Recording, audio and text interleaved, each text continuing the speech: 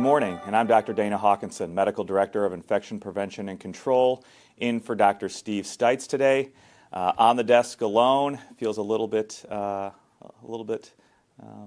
open in here. Open, We still have not Jill, lonely. but no guests, not lonely. And we are coming to you from the Dolph Simons Jr. Family Broadcast Studio. Our guests today are President and CEO of the Kansas Leadership Center, Ed O'Malley, and Vice President Julia Fabris McBride, who is also the project lead for the Kansas Beats the Virus campaign. There is a new leadership opportunity in Kansas around COVID-19 vaccinations. We're going to learn more about that in a moment, but first, our numbers from overnight. Overall, Hays has 0 cases. We here at the health system have 5 active infections, with 1 in the ICU and none on the ventilator. We still have 4 additional in that recovery period, so total of 9. Under 10, our numbers keep going lower. That's very good. That's because of vaccination. So before we jump into our discussion, are there any reporter questions? I think we're good. All right. Well, we all probably know people who just aren't sure about getting the COVID-19 vaccine yet. I particularly had a patient who also continued to believe that it was a government hoax and did not want the vaccination for a number of other reasons as well. But more common reasons for not getting or getting a shot are like what we heard from folks recently in a historic 18th and Vine district. Listen and see if this sounds familiar to what you are hearing as well.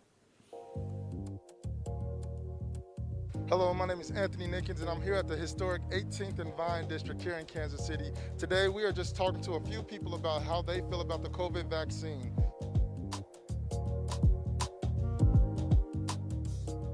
No, I ain't getting that.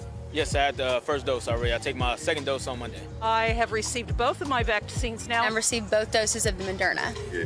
No, I haven't. Yes, I have. I've had both of my Pfizer shots. I did get it. I got the Pfizer. I have got both of the shots. Have been vaccinated, both doses of Pfizer. It was very important to me. One, because I have underlying health issues. And then because I have family members and friends that have underlying health issues. Honestly, I don't feel like it's necessary. I mean, people have been having germs forever. If you eat right, you do right, your immune system is right, you'll be all right.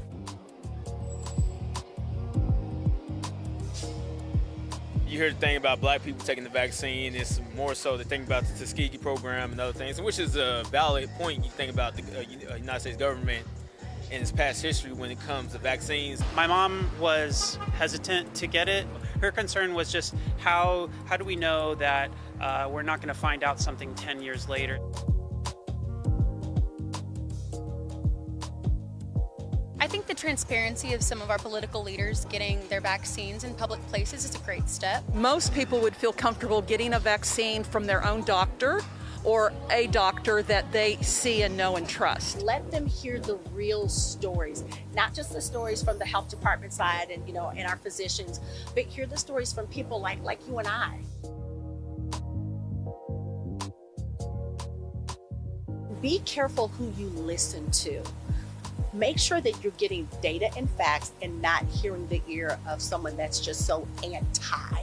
I trust our public health experts. I trust the scientists who have developed the vaccine. Just do your research. Basically, if you know anybody that has taken the vaccine or whichever one, Moderna, Pfizer, or Johnson & Johnson, ask them how their experience was with it. When you are vaccinated, you still have to be careful. Wear your mask and just trust God and take the vaccine and be happy. Ain't nothing in the world like being happy. Yeah.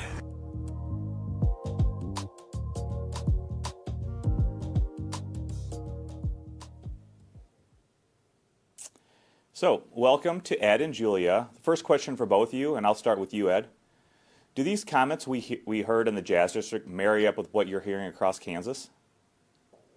They do, Dr. Hawkinson, and good to see you again, by the way. It's good to be back. This is the third time that we're back on the show to talk about Kansas Beats the Virus. Yeah, those comments resonate. We've heard a lot of those types of things as we listen to people and engage with people around the state. And one of the things that I thought was really interesting is when they talked about what could help people. Nobody said lecture them. It's about engagement and listening and learning together and helping people, make the choices they need to make. So yeah, it really resonated, and I think we have some interesting things to share during the show today about the effort. Okay. And, also KDHE Secretary Dr. Lee Norman said yesterday that Kansas Leadership Center is responding to a call he made for a boots-on-the-ground army of people to help motivate the vaccine hesitant or vaccine lazy. How are you helping? Yeah, it's been an incredible partnership, and it started right before Thanksgiving with Secretary Norman, at a speaking event one day, kind of bemoaning the fact that we really need more local leaders, people on the ground, not necessarily connected to public health, more local people mobilizing others, exercising leadership to get the pandemic under control. Somebody in the audience said, have you talked to the Kansas Leadership Center? One thing led to another, and a wonderful partnership has been born. And through that, we've mobilized thousands of Kansans. The first surge of effort mobilized almost 7,000 Kansans to be involved with 851 different action projects. This was in the height of the winter virus surge, December, that phase, and we were worried about our hospitals when your numbers sounded a lot different every morning than they did this morning. And it was inspiring to create a structure to help Kansans. Many of them were our alumni of the Kansas Leadership Center, but many of them weren't, that create this structure to help Kansans come together locally, think about a way they could make a difference at slowing the spread of the pandemic, maybe in their church, in their neighborhood, in their company, in their organization, in their school, and then give them a little bit of support to get them to action and to actually launch local projects to slow the spread.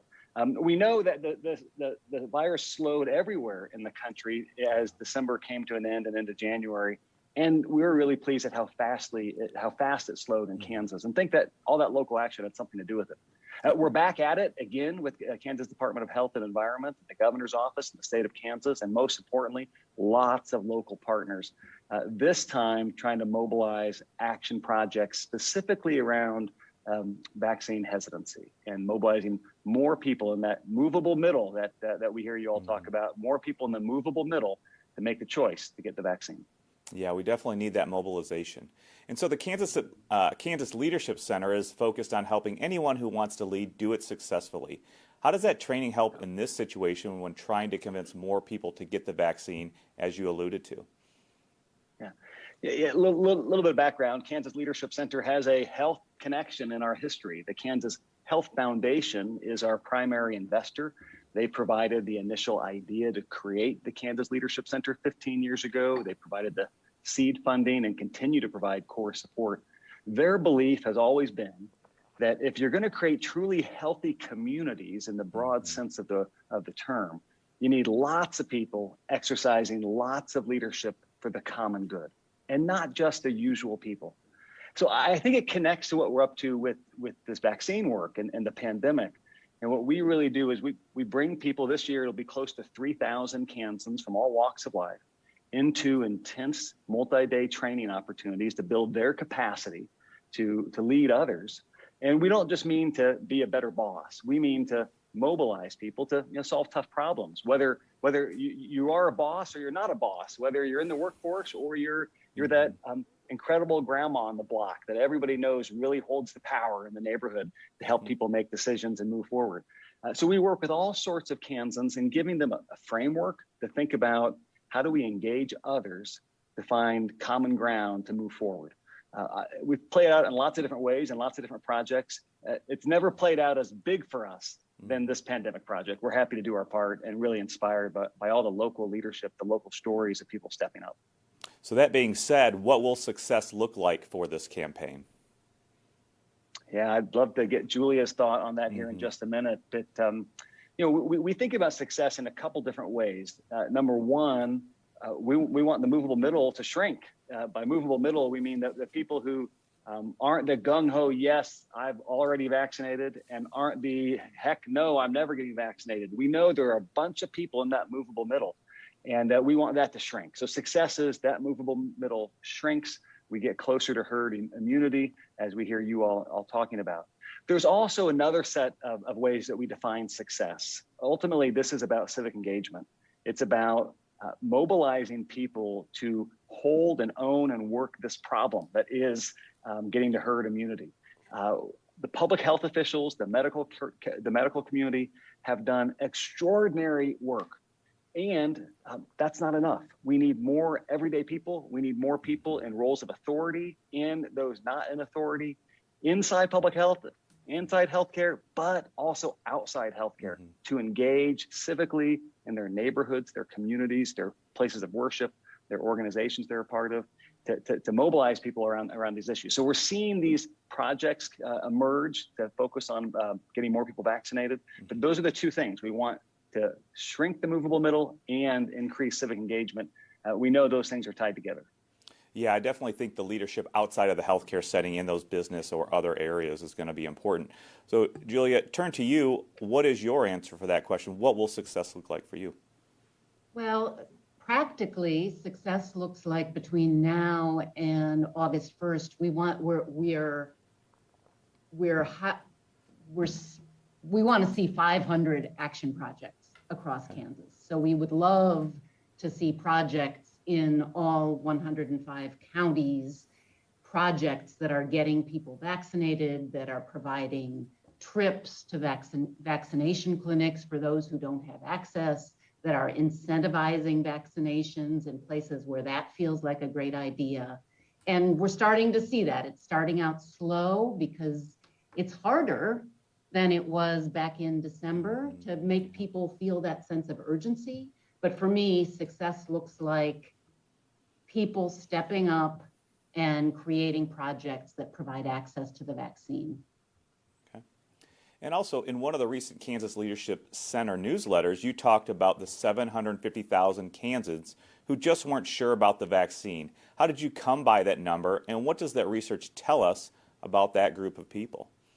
Yeah, great question. That number came to us from Kansas Department of Health and Environment through research that they did and had access to. It's research that was done nationwide, but we have the numbers from Kansans, and they did intense surveying among communities of color, for instance, just to make sure that we were really seeing the data. So that 750,000, and this was about 6 weeks ago, I'm sure it's lower now, that some 750,000 are the people who weren't firmly against vaccination, who hadn't completely made up their mind. And what we know about that group, that movable middle, is that they want to hear from friends and neighbors and colleagues about, as we heard in the video, about their own vaccination experience. They want to know who they know who's vaccinated and what that was like for them. They want to hear from medical professionals about the science. So they don't want to hear from their husband or wife or friend or colleague about the science. They want to hear from medical professionals.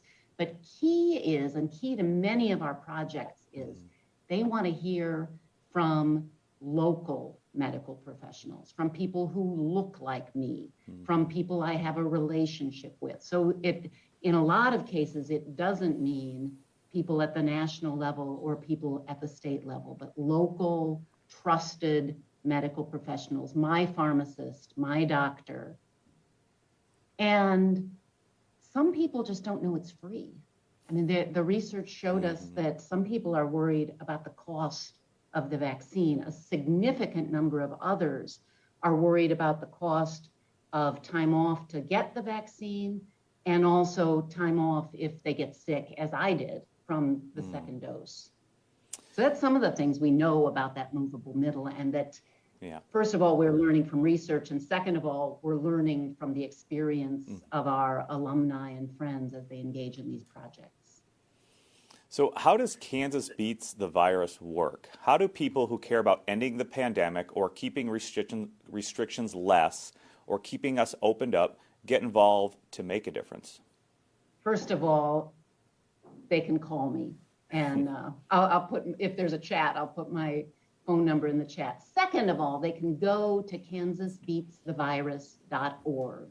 It's a website, and they can read an overview, some frequently asked questions, or they can just sign in, and the website will very easily take you through a process where you set up an account, you invite people to come to a meeting. So I might, if I was getting involved with Kansas Beats the Virus, I'd go to kansasbeatsthevirus.org, I'd sign in, I would think about 8 to 10 people that I might want to engage in doing a project with me. So this is where I'm having to step up to exercise some leadership, which first of all means gathering some people in my network.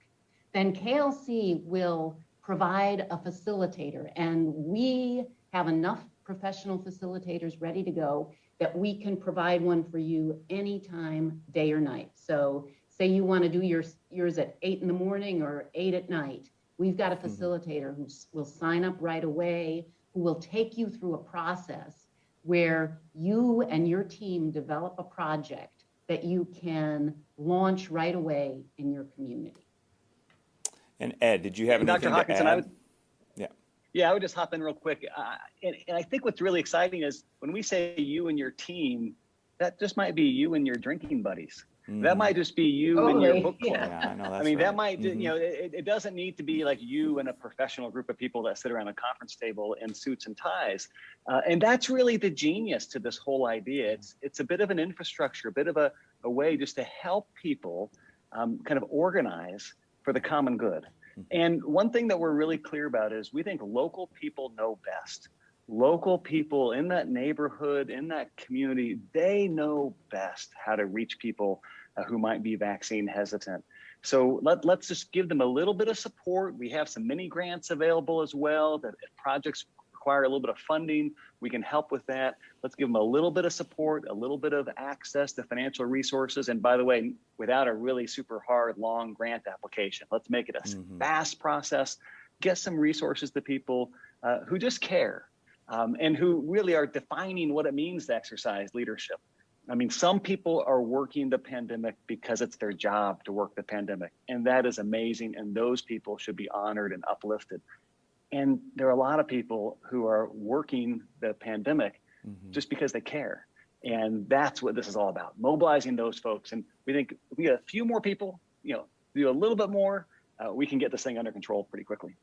Yeah, facilitate and mobilize the general person on the street. I think that's a great campaign. So back to you, Julia. What did you learn from the first efforts of the Kansas Beats the Virus campaign that will help you in this most recent goal now? Well, we learned, for instance, that there are, and we knew this, but that there are local leadership programs in many of our communities that are great partners with Kansas Beats the Virus, great conveners of these project teams. We learned that there are churches who not only can do one project, they can mobilize parishioners and congregants to do 20 projects. So we had churches and social service agencies in Wyandotte County who were mobilizing multiple teams, these informal teams to create projects. So I think we learned that the easier, Ed spoke to those grant applications, the easier and more transparent we could make the process of applying for what is now a $2,000 mini grant, the more trust we built among this network of people who were doing Kansas Beats the Virus. And we really learned that our initial assumption was right, that local people know best what the people in their community, the people they care about, need in order to last December, stay safe around the holidays, and now just take that leap from vaccine hesitancy to, showing up to get a shot in the arm. Absolutely. So are you still looking for leaders or meetings, or how can our followers of this program help? Yeah, absolutely. You could help us get to 500 action projects by August 1st. We want to make a substantial dent in that movable middle. We think we're focused in this next surge of projects on incentivizing vaccination, and we would love to have conveners, partners from among the people who are watching today. All right. Well, that sounds good. Thank Dr. you. Hawkinson, If I could just hop in real quick on that last comment. One of the things that we know, as Julia said, it was harder before. It's harder now than it was before. I think about the first time I was on your show in mid-December, the number count was super high. I actually had COVID when I was on your show. I zoomed in, of course, and I found out later that day that I had COVID myself. Everybody was focused on this. The next time I was on your show, I think it was February, maybe March, the numbers were better. You and your partner in crime there seemed a little more at ease. Now the numbers are even better. And I think the whole community, the whole society is experiencing this, this is under control. And you know better than we do, it's not completely under control. So we do need help getting people to step up now when the heat's not quite as high.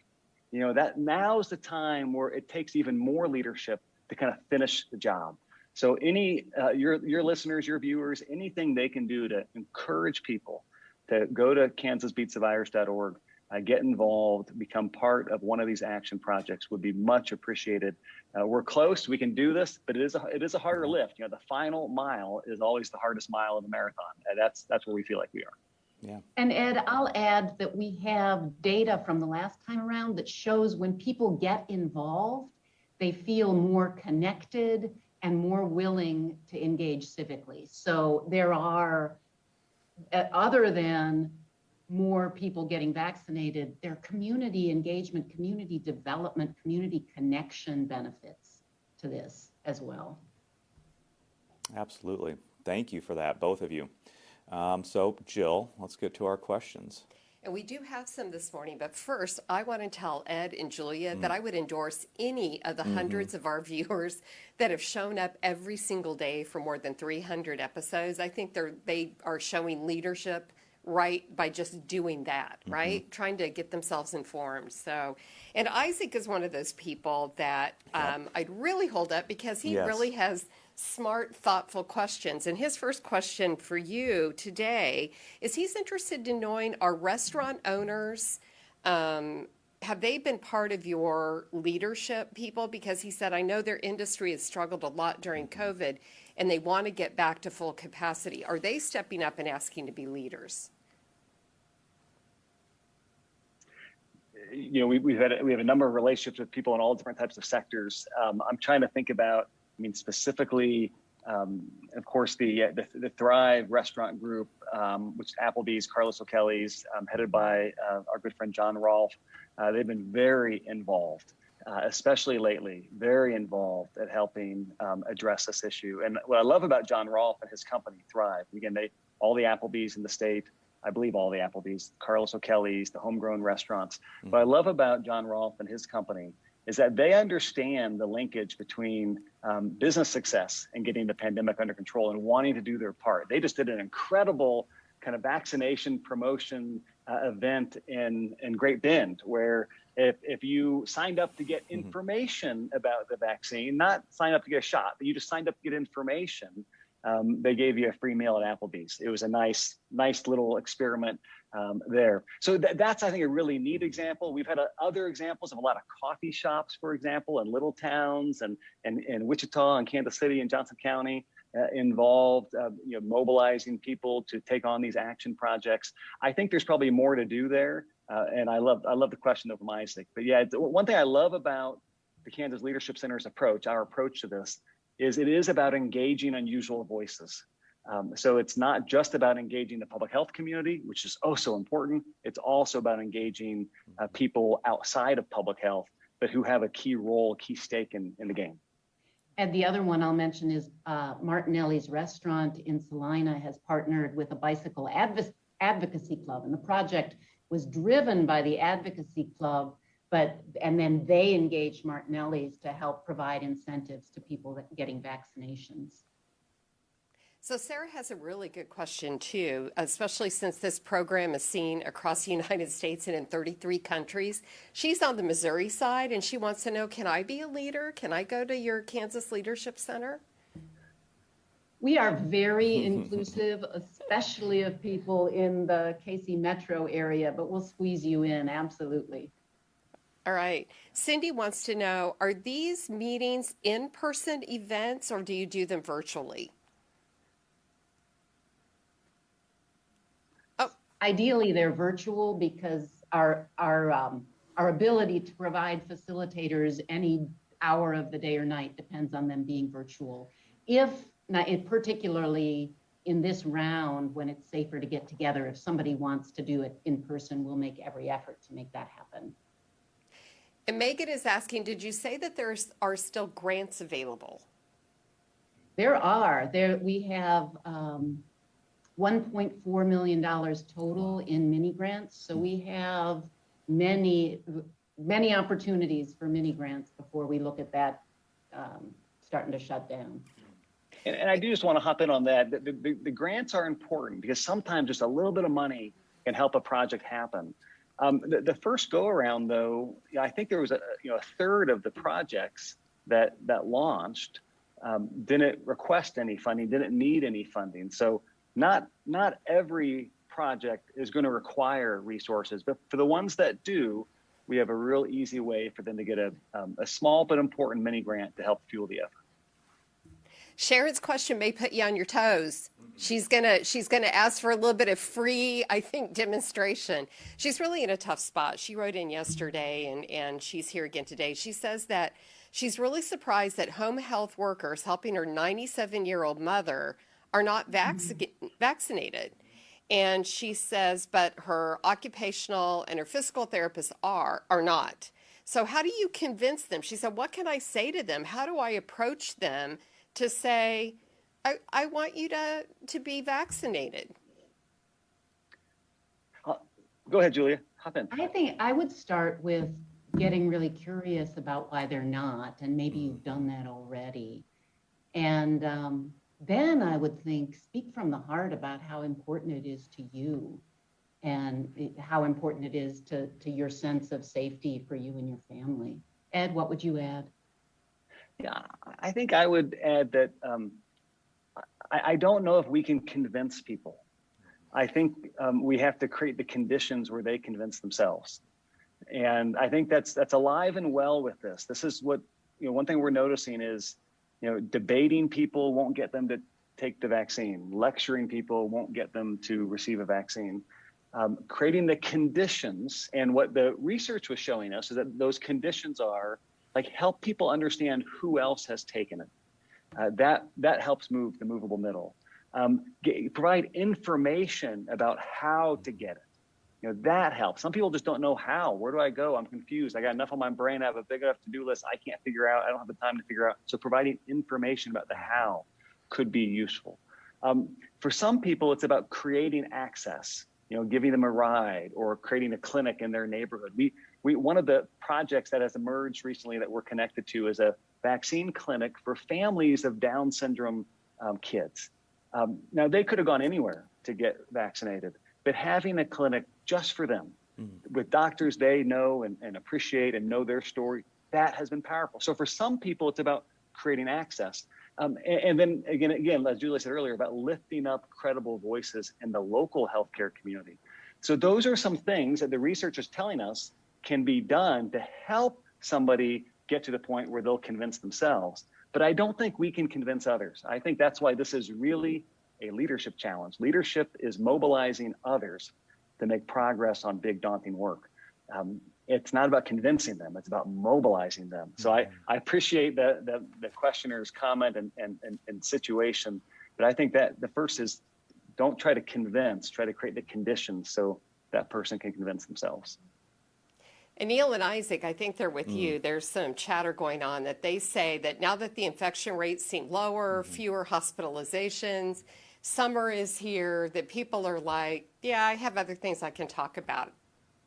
Just comment on that for a second. I think it's our big, it's what's keeping Julia and I up at night and the rest of our team is we know, and you all know this better than we do, this is not over. But there's so many other things going on now, and there's so much of a mindset that we're at the end. I was on a Zoom with KDH&E and the governor's office when the CDC made the announcement about the new guidelines for people who've been vaccinated, not having to wear masks. And I remember seeing that pop up on my phone during this meeting and thinking to myself, that's great news. And thinking, oh, that just made our job so much harder to mobilize people to step up, because it's going to send a signal we're done. It still made sense. I trust the science, but I think it is a real issue. So like if your viewers, Isaac, others, if we could compel you to get a little more involved, come join an action team, be a part of one of these projects. We don't need every Kansan stepping up for Kansas Beats the Virus right now, but we do need, a few thousand to step up, launch a local project, and we're pretty confident we can get this thing done in a really neat way to have Kansas be one of those economies, one of those places where communities are thriving as the pandemic officially comes to an end. I wouldn't want to pressure anybody, but it just seems like it would be so fun if we could maybe have one of those conversations and watch it play out live on a morning update. So if you ever find a group of people that are willing to talk publicly and kind of demonstrate that, we could invite them on, and we could just show how that these meetings go. I just think that would be kind of fun. Throwing that out there. So we do have a couple of COVID questions real quick. One of them is Scott wants to know if you have seen the Cleveland Clinic study where the findings, he said, revealed that individuals with previous SARS-CoV-2 infection do not get additional benefits from vaccination. I don't know how they'd tell that, but indicating that COVID-19 vaccines should be prioritized to individuals without prior infection. Yeah, I haven't seen that. That certainly wouldn't be what the majority of the data support. I'm happy to look for that. That may be an older article as well. Everything that we have seen is that even after natural infection, your immunity probably is not as great, and we know that you are more susceptible to reinfection compared to getting the vaccine after that natural infection. Certainly, if we're using the correlate of antibody levels, your antibody levels do seem to be higher. And again, you're getting that boost to that specific immune response to SARS-CoV-2 as well. So I'm not aware of that. Be happy to look at that. That may be an older article as well. Okay, and Tierney, sorry if I'm saying your name wrong. She's concerned about myocarditis in young males, mainly in their young 20s, especially if they have an existing heart condition. It sounds like someone she knows and loves does. She said specifically it's aortic bicuspid valve. And she said, should I be more concerned about them developing myocarditis after the second Pfizer shot? Yeah, with that condition specifically, I don't believe there's any reason or mechanism that would occur. Again, that is the valve. The myocarditis involves the heart muscle itself. So I don't understand a mechanism that person would be any more at risk after getting it. We know there have been cases around the time of the vaccine. Those are being investigated. We are waiting for the full data. But right now, the advice is to go ahead and still get that second dose of vaccine. Okay, and Karen is saying, how soon can someone get the vaccine after having COVID and COVID pneumonia? Yeah, so the guidance is there is no minimum time between infection and immunization. So after you complete that 10 days of isolation where you shouldn't be out in the community spreading the disease, after you complete that 10 days of isolation, you can go ahead and get your first vaccine dose. Okay, Christy's asking, do you have any thoughts on what criteria we might have to have in order for health care to discontinue wearing masks? Oh, I think we have seen the benefits. We already knew the benefits of wearing masks and masking and wearing proper attire in the ORs. We know that in our most vulnerable units, such as the bone marrow transplant unit or the blood cancer unit, we do wear masks in the winter period, in that respiratory viral season, usually from November to March or April. We know that there are benefits there. At this point in time, especially as we are not fully aware if everybody is vaccinated, we know that we have cut down on respiratory illness in the hospital and in general around the country since we've been doing the masking. Right now, for the foreseeable future, we will probably be masking in the health system, in the hospital, in the healthcare system in general. We don't have a timeline as to when we will stop the masking, but I don't see that that's going to happen anytime soon because we have seen the benefits, number one, to our employees, and number two, to our patients as well. And is there an average time that a patient moves from active infection to recovery? Yeah, in general, that's a pretty well stated guidance from the CDC. It's usually 10 days from their date of symptoms, or here at the health system, we use 10 days from their test, unless we can get them to really pin down on when their symptoms first started. But if they're in the ICU, it's anywhere from 10 to 20 days, depending how critically ill they were. And again, this is guidance from the CDC published on their website, just about when to stop those precautions for patients that are in the hospital. And we have a lot of questions about parents asking about masking, you know, going back to school. And I got my 16-year-old vaccinated, but what about if they don't wear masks this fall in the schoolhouse? Should I be concerned about them? I will say before you answer that we are going to dedicate, I think, the second week in July or the 3rd to issues around going back to school. But if you just want to say anything to them right now. Yeah, I mean, so for younger kids, 12 and under, you know, I saw something today on Washington Post or New York Times saying that likely vaccination will be coming in the fall for those younger kids. We had said this before on the program as well. If you are 12 and over, get your kids fully vaccinated. We do have continuing and more evidence that is showing that if you are fully vaccinated, you have a significant reduction in getting either asymptomatic disease or symptomatic disease. So overall, you have a lower chance of getting the disease and thereby also a lower chance of spreading it. If we can get all of our adults in the schools vaccinated, which I think a lot of them were this past winter, and also get those children vaccinated, I don't anticipate that any masking is going to be done, but as long as you can get everybody vaccinated, your children will be safe, the children will be safe, and the adults in that school will be safe as well. Okay, I'm going to let Scott have the last question because it kind of brings us full circle back to our guests.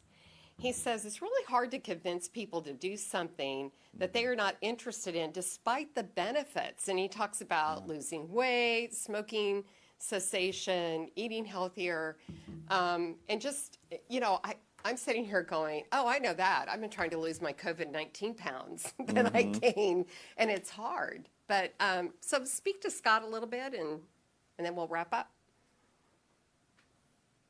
Scott, I think that's absolutely right, and that's why leadership is difficult. That's why leadership has some risks associated with it. I might not succeed. If we launch 500 projects between now and August 1st, they're not all going to be successful, but they're experiments. So we talk about we mobilize people to do difficult work, to do things they're not inclined to do by experimenting, by learning a little bit, by seeing what works. And the beauty of Kansas Beats the Virus is that we've got dozens and dozens of experiments going on around the state, and we're sharing what works.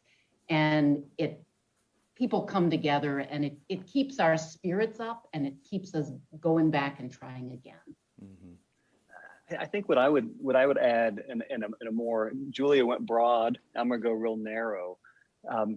I think a lot of times it's about speaking to loss. You know, we sometimes we look at people and we say, they should be doing this. It's clear, why aren't they making this choice?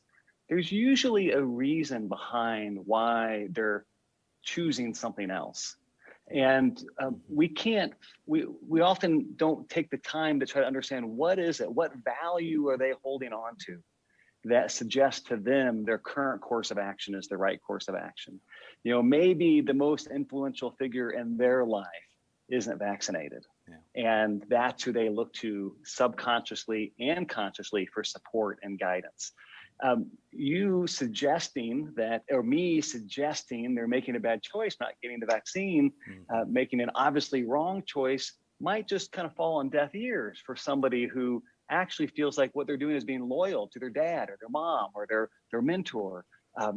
So it's complicated. And I think for folks who whether you're trying to lose weight or you're trying to get in shape for the first time or quit smoking or to decide to get vaccinated against COVID-19, I think often it's more complicated, and we have to be curious and try to understand what are the competing values and how do we speak to the loss that might be involved for some people. I know that in your family, people aren't buying this idea. And that must be really hard then to consider getting vaccinated, knowing that that choice isn't really supported. I mean, that's a version of speaking to loss. But I think that's a piece of it for people. We've got to honor that their values are leading and guiding them, just like our values are leading and guiding us. And how do we respect that and honor that? Yeah, it's definitely multifactorial, and you have to understand, too, if they are getting their information from inaccurate sources, that doesn't help. We know that there are a lot of misinformation campaigns out there. So, it is just starting that dialogue and really understanding what their reasons are, because everybody's reasons are different. So, all right. Well, tomorrow, my daughter Caroline and my son Wyatt are back in the studio to get their second dose of vaccine. And our guest tomorrow is Vice President of Revenue Cycle, Colette Lassick. COVID-19 has left many patients and families with devastating medical bills. Colette will update the CARES Act and offer other insight as well. So, any final thoughts, Julia? Well, thank you for having us on. That's my final thought. Ed?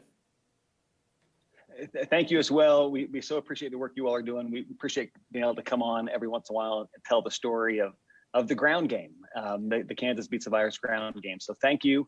I said this the first time. I know a lot of people in the healthcare community tune into the show daily, and people beyond the healthcare community. But I just want those doctors, those frontline people, nurses, all the professionals in the healthcare community. I hope to be inspired by the fact that there's so many people outside healthcare who have stepped up via Kansas Beats the Virus to try to do their part. They see you doing your part. They're inspired by the part you're doing in the healthcare community, and they're stepping up to try to support and do their part. So thanks for letting us tell that story. Well, thank you to both of you and your leadership. We do understand that we are only as strong as our weakest link. And is that individuals who aren't getting vaccinated? Is that entire communities?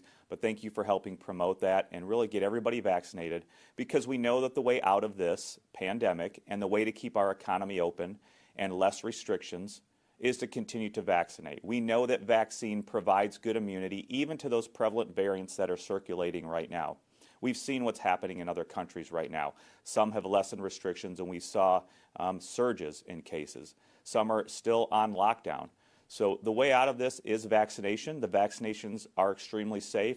They are extremely effective, and they are keeping us open up, doing what we would like to do, continuing to lessen the restrictions as we move forward, and that is a great thing. So thank you all for joining. I kind of feel like Tell them where to get a vaccine. Well, you can get vaccines here at the health system. We have plenty of spots available. So please, there should be the number on the screen. Look to that, call, or go ahead and look on the website. Come in, get it. We have plenty of spots, like I said. We'll continue to promote that and answer any questions that you may have. I feel like a somewhat mildly old, burgeoning Oprah Winfrey today on the show. Great. But, we will be back tomorrow, and we will have young people getting their second dose of vaccine, and it'll go well. So thank you very much for joining us.